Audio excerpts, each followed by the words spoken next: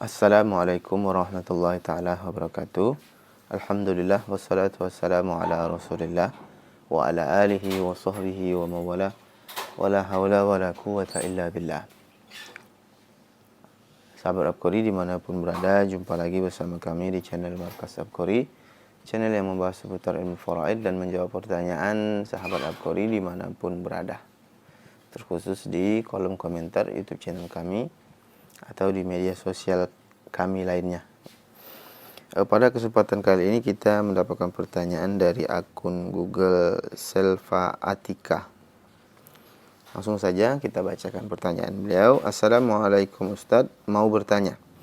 Dalam Islam, semisal motor dibeli dari hasil patungan kerja suami dan patungan kerja istri, bahkan lebih besar patungan istri.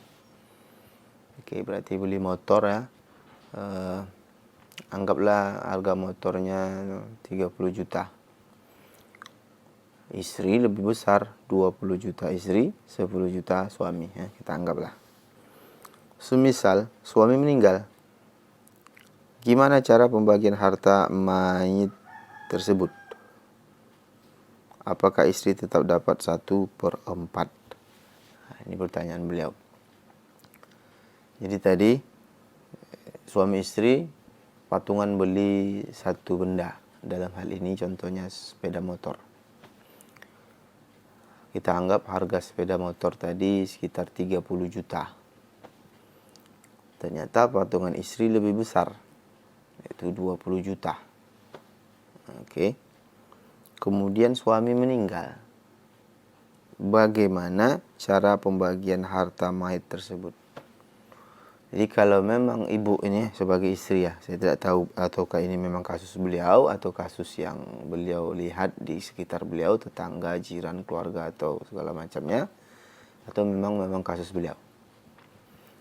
Maka kalau seperti itu, Islam tidak menzalimi harta siapapun, baik laki-laki ataupun perempuan. Dalam hal ini si istri. Kalau memang itu kita anggap tadi 20 juta uang istri dan 10 juta uang suami, jelas ya, jelas diketahui jumlahnya, maka istri ambil bagiannya, dia ambil bagian dia dahulu. Contohnya tadi ya, sepeda motor. Oh, saya ini kita anggap ini mayat tidak punya keturunan ya, karena tidak disebutkan. Apakah istri tetap dapat 1/4? Maka kalau sepeda motor tadi 20 juta, kata istri, ini tidak punya keturunan, suami istri tidak punya keturunan, maka harta si mayit akan diambil oleh saudara-saudarinya. Ya kan? Istri dapat 1/4 dari total harta suaminya. Maka sebelum pembagian warisan, maka istri jelaskan kepada saudara-saudarinya si mayit.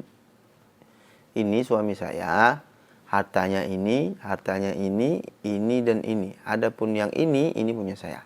Ini sepeda motor kami beli harga 30 juta, duit saya 20 juta. Maka ambil dulu. Kita sebagai istri, kalau memang jelas itu, contohnya di rumah ini kulkas saya yang beli, mesin cuci suami, ya kan? Ini saya punya, duit saya sendiri.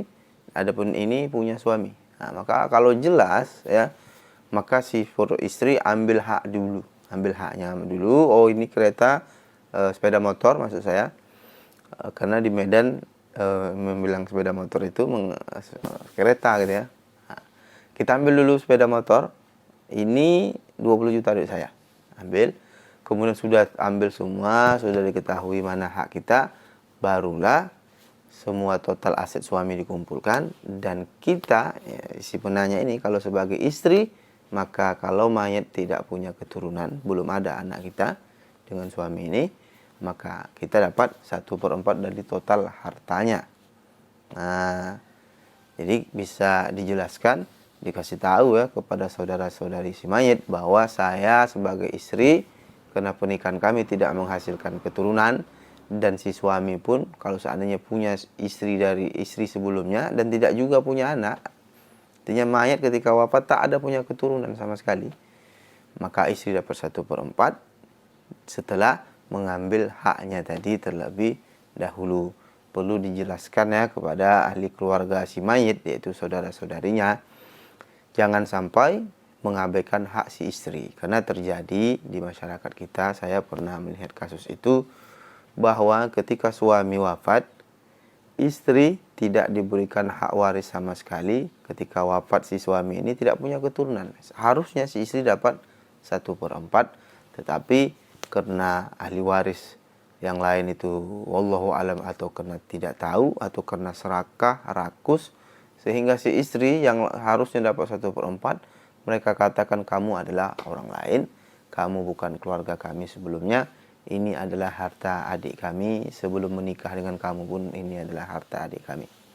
Padahal seharusnya ketika seseorang terjadi pernikahan di antara laki-laki dan perempuan, terjadi akad yang sah, maka secara otomatis saat itu juga mereka sudah saling mewarisi. Wafat suami, maka istri mendapatkan 1/4 dari aset suaminya. Atau sebaliknya, mati istri, si istri wafat, maka suami mendapatkan aset dari harta yang dimiliki oleh istrinya. Apabila sudah terjadi akad yang sah.